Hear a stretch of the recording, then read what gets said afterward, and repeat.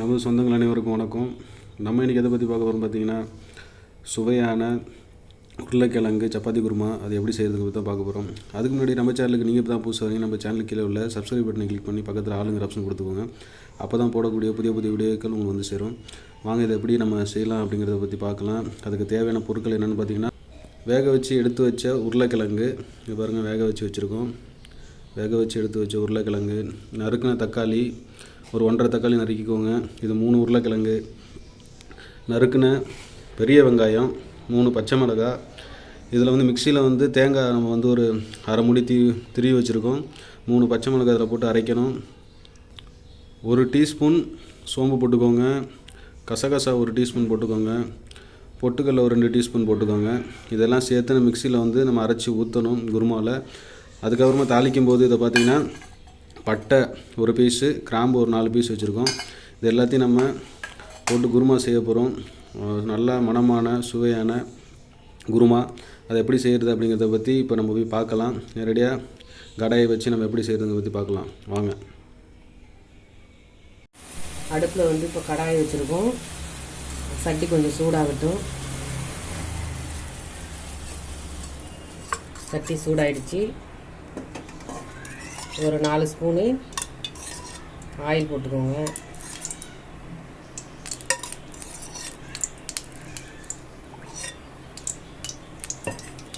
Oil போட்டு எண்ணெய் சூடான பிறகு ஒரு சின்ன பட்டை, ஒரு 3 கிராம்பு,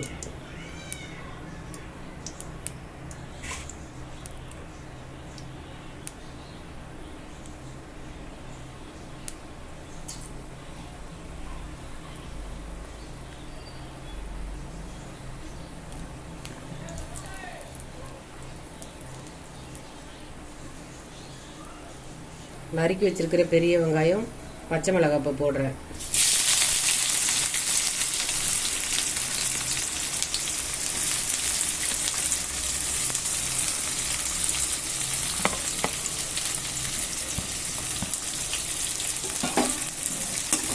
இது வந்து கொஞ்சம் நல்லா பொன்னிறமாக வர வரைக்கும் நல்லா வதக்கிக்கணும். இதெல்லாம் குருமா டேஸ்ட்டாக இருக்கும்.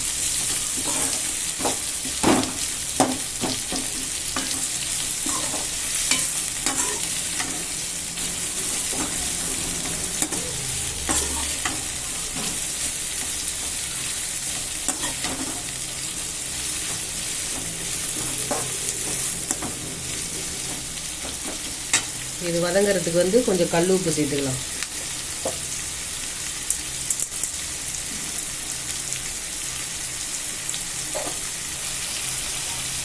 கல் உப்பு எதுக்காக போடுறோன்னா, அந்த வெங்காயம் வந்து சீக்கிரமாக நம்மளுக்கு வதங்கிடும். அதனால தான் கல் உப்பு கொஞ்சம் சேர்த்துக்கிறோம்.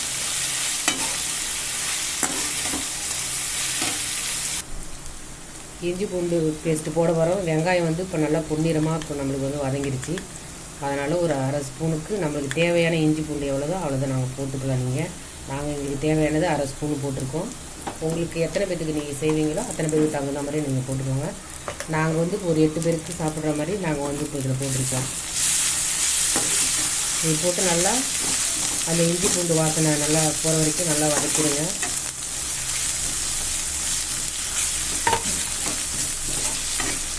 வதக்கிட்டு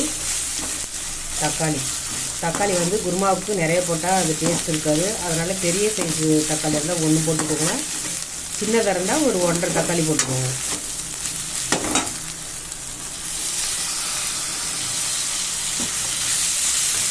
இது நல்லா வதங்கட்டும்.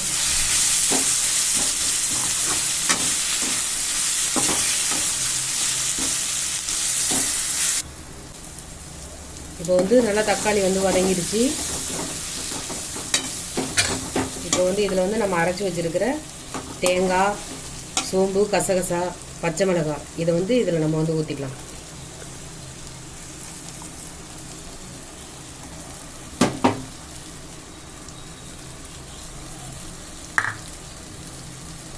இதை கழுவி இதில் ஊற்றிக்கலாம். மிக்ஸி ஜாரை கழுவி ஊற்றிக்கலாம். உங்களுக்கு எவ்வளோ தண்ணி தேவையோ அந்த அளவுக்கு நீங்கள் ஊற்றிக்கலாம். இதில் வந்து சில பேர் கடலை மாவு அதெல்லாம் போடுவாங்க, அது நல்லதில்லை. அதனால் நாங்கள் வந்து தேங்காய் சோம்பு தான் அரைச்சி ஊற்றுவோம் எப்போதுமே. இதில் வந்து பட்டாணி தேவைன்னா நீங்கள் போட்டுக்கலாம். நாங்கள் வந்து உருளைக்கிழங்கு மட்டும்தான் நீங்கள் உருளைக்கிழங்கு மட்டும்தான் நாங்கள் போட்டு செய்வோம். நீங்கள் வந்துட்டு பட்டாணி, கேரட்டு உங்கள் டேஸ்ட்டுக்கு எது பிடிக்குதோ அது மாதிரி நீங்கள் போட்டு செஞ்சுக்கலாம். இந்த குருமாவே நல்லா டேஸ்ட்டாக இருக்கும். நம்ம உரிச்சு வச்சுருக்கிற உருளைக்கிழங்கு போடுவோம். இது போல் மசிச்சுட்டு போடுங்க, அப்போ தான் நல்லாயிருக்கும் கெட்டியமாக.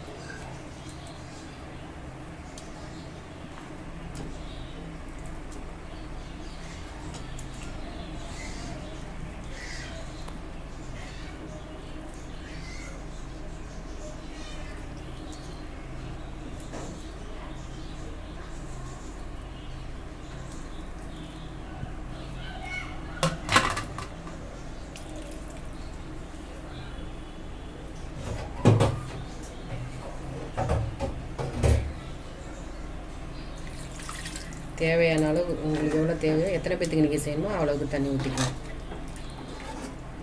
நாங்கள் வந்து ஒரு 8 பேருக்கு சாப்பிட்ற மாதிரி தான் இப்போ நாங்கள் வந்து செஞ்சுருக்கோம்.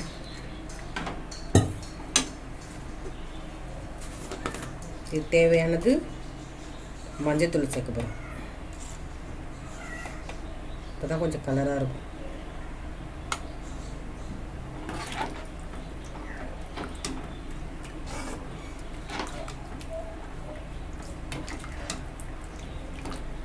பார்த்தீங்களா எப்படி இருக்குன்னு? நீங்களே இது மாதிரி செஞ்சு பாருங்கள் எப்படி இருக்குன்னு சொல்லிட்டு. இது கொதிக்கட்டும்.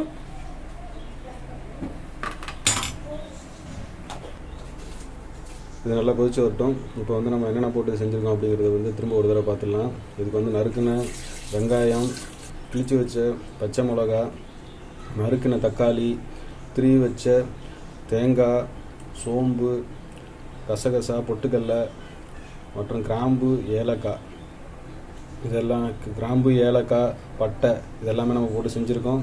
இதில் வந்து உருளைக்கிழங்கு குருமா. நீங்கள் உங்களுக்கு தேவைன்னா நீங்கள் வந்து பீன்ஸு, கேரட்டு செஞ்சுக்கலாம். அது வந்து உடம்புக்கு வந்து நல்லதாக இருக்கும். அதுக்கப்புறம் பார்த்திங்கன்னா இதில் மஞ்சள் தூள் போட்டிருக்கோம். இது வந்து உடம்புக்கு வந்து நோய் சக்தி கொடுக்கக்கூடியது, நல்ல கலராகவும் இருக்கும். அதனால் இது வந்து நான் போட்டிருக்கோம். இது வந்து நல்லா கொதிச்சு வந்ததுக்கப்புறம் மல்லித்தலை போட்டு நம்ம இறக்க போகிறோம். இது வந்து இப்போ மூடி வச்சிடலாம். அது வரைக்கும் நான் வீடியோ ஸ்கிப் பண்ணிக்கிறேன். இது கொதிச்சு வந்ததுக்கப்புறம் அதை நம்ம மல்லித்தலையை போட்டு இறக்குறப்ப உங்களுக்கு காமிக்கிறேன். இப்போ வந்து குருமா வந்து ரெடி ஆகிடுச்சு.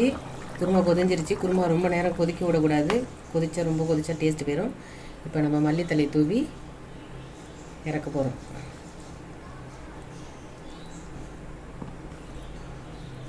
சப்பாத்தி குருமா ரெடி.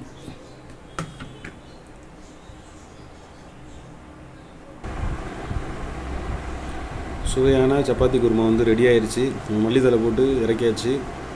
அடுத்தது சப்பாத்தி செஞ்சு நம்ம அதை போட்டு சாப்பிட வேண்டியதுதான். இந்த வீடியோ நிச்சயமாகவே உங்களுக்கு பயனுள்ளது நம்புகிறேன்.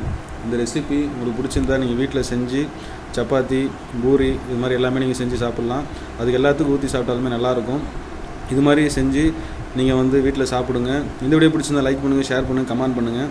நம்ம சேனலை மறக்காமல் சப்ஸ்கிரைப் பண்ணுங்கள். நம்ம சொந்தங்கள் அனைவருக்கும் நன்றி, வணக்கம்.